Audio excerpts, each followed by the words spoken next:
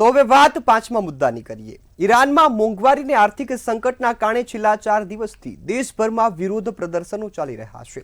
દક્ષિણ શહેર ફાંસામાં પ્રદર્શનકારીઓએ પ્રાંતીય ગવર્નર કાર્યાલય પર તોડફોડ કરી, જેમાં મુખ્ય દરવાજા અને કાચ તોડી નાખવામાં આવ્યા। પોલીસ બળપ્રયોગનો ઉપયોગ કરીને 20 લોકોની ધરપકડ કરી છે, અને જ્યારે આ ઘટનામાં 12 જેટલા પોલીસકર્મીઓ ઘાયલ થયા। રાજધાની તહેરાનમાં સાદી સ્ટ્રીટ અને ગ્રાન્ડ બજારમાં પણ વેપારીઓ રસ્તા પર ઉતરી આવ્યા। બજાર ઠપ થઈ ગયું। આંદોલન પાછળ મુખ્ય કારણ મહેસૂલ વધારો, મોંઘવારી અને રિયાલના મૂલ્યમાં ઘટાડો છે। ડિસેમ્બર 2025માં રિયાલનું મૂલ્ય લગભગ 1.45 મિલિયન પ્રતિ અમેરિકન ડોલર સુધી ઉતરી ગયું હતું। ખાદ્ય પદાર્થો 72% અને દવાઓમાં 50% સુધી ભાવ વધારો થયો છે। પ્રદર્શનકારીઓએ કટ્ટરપંથી મૌલાનાઓના શાસનનો અંત અને રાજાશાહી પાછી લાવવાની માંગ કરવામાં આવી છે। તો આ સાથે જ આપણી સાથે ડોક્ટર તુષાર જાની જોડાયા કે જેઓ એક રાજકીય વિશ્લેષક છે। તુષારભાઈ, ખાસ ઈરાનમાં હવે પ્રદર્શનો શરૂ થઈ ગયા છે, જેએનજીઓ રસ્તા પર ઉતરી ગયા છે, ખાસ મુદ્દો મોંઘવારીનો છે। આપ શું માનો છો, મોંઘવારીનું કારણ શું છે? મોંઘવારીનું કારણ સાહેબ એ છે કે હમણાં જે ત્યાંનું ચલણ છે રિયાઝ, તેમાં ભયંકર ઘટાડો આવેલો છે। વર્ષ 2024માં ઘણા બધા આર્થિક પ્રતિબંધો ઈરાન ઉપર લગાવવામાં આવ્યા હતા। તેના કારણે એમની વેપાર ખાધ ખૂબ વધી હતી, જે 2025માં પણ ખૂબ વધારે આવી। ત્યાં ધાર્મિક કંટરપંથી લોકોનું શાસન છે, જે લોકોને જકડી રાખે છે। વ્યક્તિગત સ્વતંત્રતાનો અભાવ છે, ત્યાં ખૂબ વ્યક્તિગત સ્વતંત્રતાની ઉણપ છે। આર્થિક ખૂબ જ નીચા સ્તર તરફ જઈ રહ્યા છે લોકો। બેરોજગારી પુષ્કળ પ્રમાણમાં છે। વધુમાં યુવાનો અને જેનજીને પરેશાન કરતો એક મુદ્દો છે ઇન્ટરનેટ સેન્સરશિપ।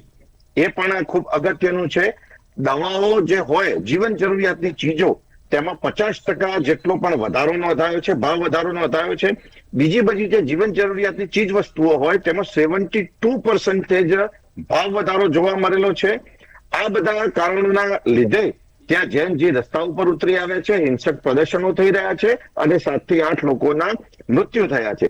વધુમાં વિશેષ એ નોંધવા જેવી બાબત છે કે 2026નું જે બજેટ છે એ દેશનું, તેમાં 62% તો એ લોકોએ ટેક્સ લેવાનું એક પ્રસ્તાવના રજૂ કરી છે, જેના કારણે વેપારી આલમમાં ખૂબ જ નિરાશા વ્યાપી ગઈ। અને આ બધા જ કારણો ભેગા થવાના કારણે વર્તમાન સમયમાં ઈરાનમાં ગંભીર પરિસ્થિતિ પેદા થવા પામી છે અને જે રસ્તા ઉપર ઉતરી આવ્યા છે અને આર્થિક સંક્રમણના કારણે હિંસક પ્રદર્શનો ત્યાંથી થઈ રહ્યા છે। આભાર। જી બિલકુલ તુષારભાઈ, હવે આ હિંસક પ્રદર્શનો રોકવા હોય અને સ્થિતિને સારી બનાવવી હોય તો શું પગલાં લેવા જોઈએ? વર્તમાન સમયમાં સાહેબ ત્યાંના જે જેનજી, એ લોકોની માગણી એવી છે કે જે નિષ્કાસિત તેમના ત્યાંના રાજા હતા, જેમને આજથી લગભગ 60-70 વર્ષ પહેલા દેશ નિકાલ કરવામાં આવેલો, જેઓ હાલ 65 યર્સ ઓલ્ડ છે, એમ કે એ તંત્ર સારું હતું અને એમને પાછા ગાદી ઉપર બેસાડવા જોઈએ। વર્તમાન સમયનું જે મૌલાનાઓનું ત્યાંનું શાસન છે, એમાંથી આ લોકોને મુક્તિ જોઈએ છે અને વિચારો, વૈચારિક સ્વતંત્રતા મળે, આર્થિક સ્થિરતા થાય, આ બધા પેરામીટરો આવે અને જે વૈશ્વિક એમના ઉપર પ્રતિબંધો છે એ પ્રતિબંધો હળવા થાય, ઈરાન દેશની વૈશ્વિક સ્વીકૃતિ થાય।